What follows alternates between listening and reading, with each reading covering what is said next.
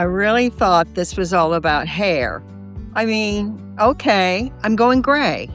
It's a practical decision. No more hair appointments. No more panicking and stressing over gray roots. Maybe it was a tiny rebellion, but I had no idea going gray would pull out a thread that I didn't even know was loose. Welcome to 60 and Ready to Chat. I'm Ann Johnson. Are you all ready to chat? For 30 years, I was in what I call a toxic relation with a box of hair. It started off in my late 30s when a few silvers started coming in. And first I thought, this is kind of fun, changing my hair color. It was like playing with makeup, showing the world how wonderful and polished I was. For years, I didn't even think about it. I mean, silver hair, of course you covered it up. That's what you do. But over the decades, I gotta tell you, the fun stopped. After the appointment, that shimmery halo around your temples starts to appear.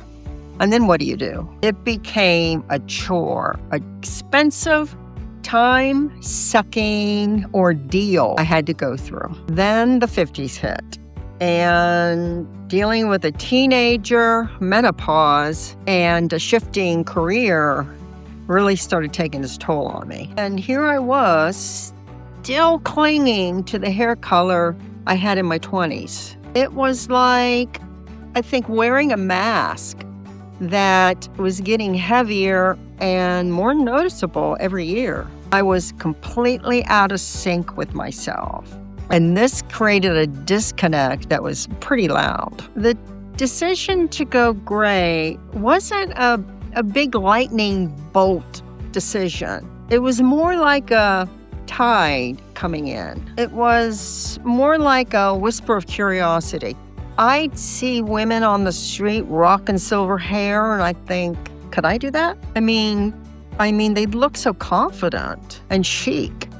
I started scrolling social media and going into Silver Sister accounts and hearing about how self-fulfilling and confident they felt after they went gray. They were celebrating gray and they looked radiant and free. My real turning point came, I think, when I was 55, my 55th birthday. And I was looking through some old photos, kind of going down memory lane, and I could see the transgression of my looks throughout the years, and it looked like I was forcing it with my hair. I was still trying to be in my 20s. I saw the effort I was going through to keep up with the younger ones and my old self. I just kind of looked at myself and thought, who am I doing this for? And then I realized I wasn't doing it for anyone. I was putting this pressure on myself. I was fighting a war against time.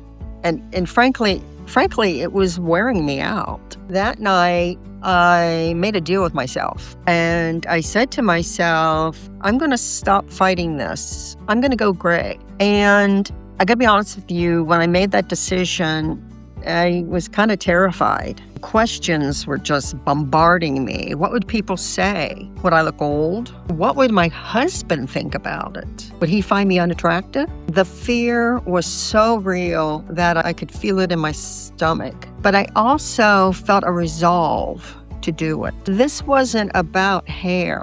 This was about taking back my own story. It felt like the most powerful thing I could do for myself. Okay, I gotta tell you, it's not for the faint of heart. Growing out your hair to be gray, you have to be a master of patience. The first month, I would say, was definitely the worst. I mean, you have the skunk stripe going down the top of your head, and it's like people thinking, are you giving up?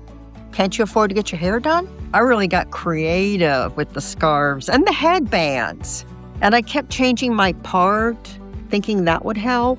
The emotional ride was intense. There were days I'd look in the mirror and see that silver coming in and think, this is great. This is going to look wonderful. Then other days, I'd feel like a stranger in my own skin. I'd look in the mirror and I'd say, "Oh, you're looking frumpy and old and blah." It was a daily fight against my inner critic and what society had told me all these years, that gray hair was old and tired look, that you became irrelevant and that you were letting yourself go. The comments from other people were a trip. I mean, they didn't mean to be malicious about it, but they were hurtful anyway. I heard, "Are you sure about going gray? It might age you."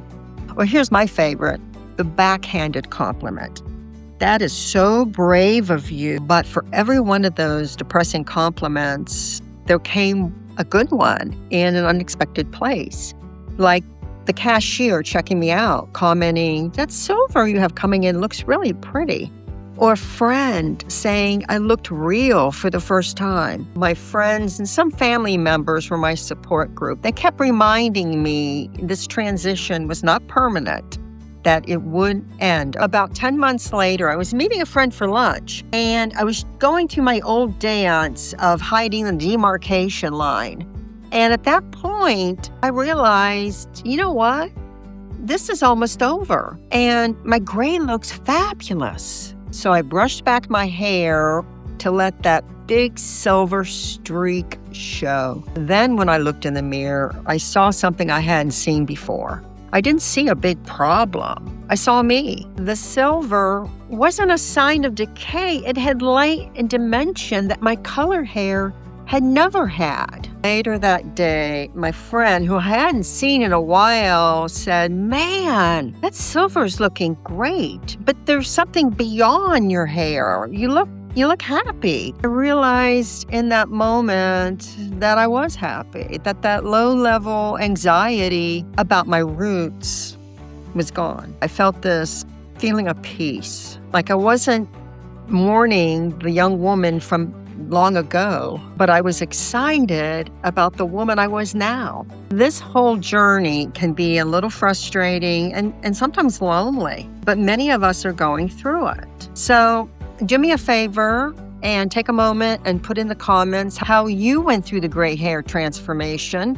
And while you're at it, join the community and subscribe. I really appreciate it. Letting my hair go gray was the catalyst.